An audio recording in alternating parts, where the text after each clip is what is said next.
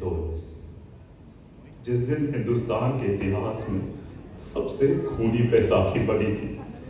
एक बाप चीखा था,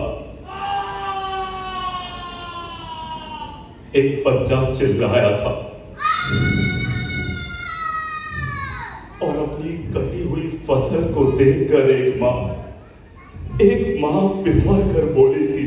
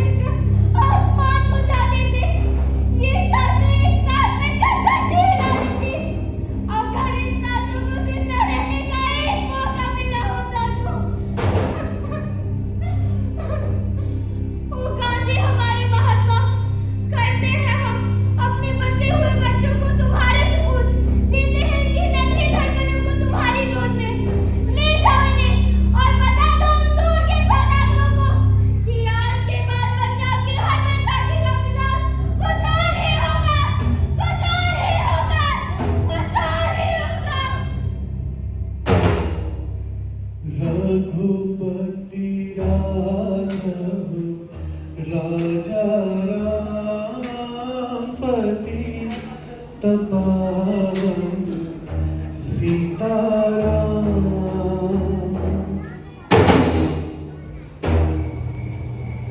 You saw that girl?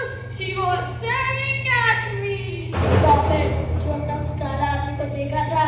Yes, but the girl was staring at me. Stop it!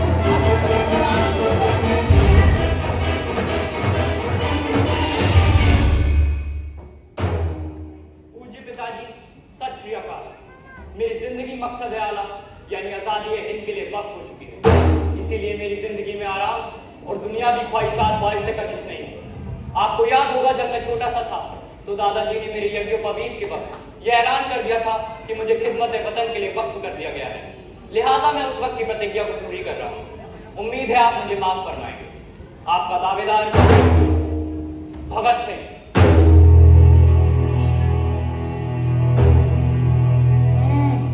Bhagat Singh, क्यों आना चाहते हो अचानक? जिस वजह से आप लोग हैं, अपनी वजह बतलाओ। वजह सब एक है, मुल्क की आजादी। कैसे मिलेगी? लड़ना पड़ेगा। अंधेरे में दो चार गोरों को पीट देना लड़ना कहते हो? वो बस एक शुरुआत थी और शुरुआत भी कभी ना कभी तो होती ही है। लड़कों पिछले 100 साल से रहे हैं, लेकिन अब तक तो नहीं मिली आजादी। शायद लड़ने के तरीके में कोई कमी रह गई हो। अच्छा, और उस लड़की को तुम ठीक कर ले आए हो? क्यों नहीं आ सकता? हमेशा कोई ना कोई तो आता ही रहा है। शादी में शहीद होने से बच कर भागे हो बरखुरदार। शहीद तो वहां भी होना है, पर कम से कम महबूबा तो पसंद की हो। जवानी में मौत और महबूबा में ज्यादा फर्क नहीं दिखता, जब तक कि वो सामने ना आ जाए।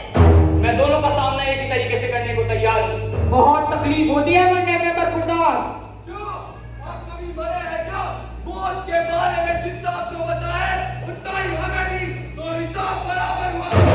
इस कमरे में बैठा हर एक शख्स कभी ना कभी थोड़ा बहुत मरा है और इनके जिस्म पर लगे ये घाव इस बात का सबूत है। जिस्म पर लगे घाव आदमी की ताकत का सबूत नहीं होते जनाब। ताकत कहीं और से आती है। खून बहाना कोई बड़ी बात नहीं है, चाहे वो अपना हो या सामने वाले का। बड़ी बात तो ये है कि जिसमें टपकी न होगी हर एक खून आने वाले नस्लों के सारे खून में उबाल ला सकती है या नहीं। इंसानी जिंदगी बहुत कीमती होती है जनाब। हंसते हंसते इसे फांसी के तख्ते पर चढ़ा देना हिम्मत का काम जरूर है, मगर काफी नहीं। वक्त और मौका तय किए बगैर जान गंवाना बेवकूफी है। शायद हिंदुस्तान के स्वाधीनता संग्राम के पीछे के 100 सालों के इतिहास में यही कमी रह गई। और जहां तक सवाल है आजादी का, तो मैं यह बता दूं कि हिंदुस्तान को केवल आजादी की जरूरत नहीं है, जरूरी यह है कि आजादी हमें कैसे मिलती है। और कहीं हमें गलत तरीके से मिल गई तो मुझे कहने में बिल्कुल हिचक नहीं कि आज से 70 साल के बाद भी हालात ऐसे कैसे ही रहेंगे। गोरे चले जाएंगे, गोरे आ जाएंगे, कालाबाजारी का साम्राज्य होगा, घूसखोरी सब क्या करना चाहिए। अमीरों और अमीर होते जाएंगे, गरीब और गरीब। इस देश में धर्म, जाति और जुबान के नाम पर ऐसा धंधा ना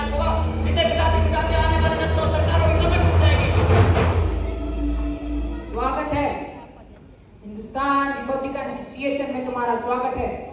मैं राम प्रसाद बिस्मिल और पंडित जी से तुम्हारी मुलाकात अब काकोरी मिशन के बाद होगी।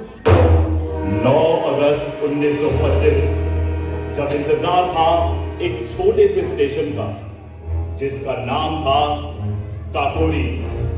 सरफरोशी की तमन्ना अब हमारे दिल में, बेपना है जोर कितना बाजुए का दिल है, बादला है बेपना है के तुझे है आसमां, और कभी से क्या हमारे दिल में, सरफरोशी की तमन्ना अब हमारे दिल में, बेपना है जोर कितना बाजुए का दिल है, सरफरोशी की तमन्ना अब हमारे दिल में है।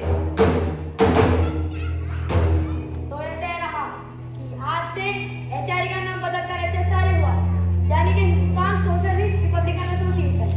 और अब आता है हमारा पहला टारगेट। 30 अक्टूबर को साइमन कमीशन लाहौर पहुंचेगा और जहां से गुजरेगा उसका खिलाफ विरोध किया जाएगा और हमारा नारा होगा साइमन कमीशन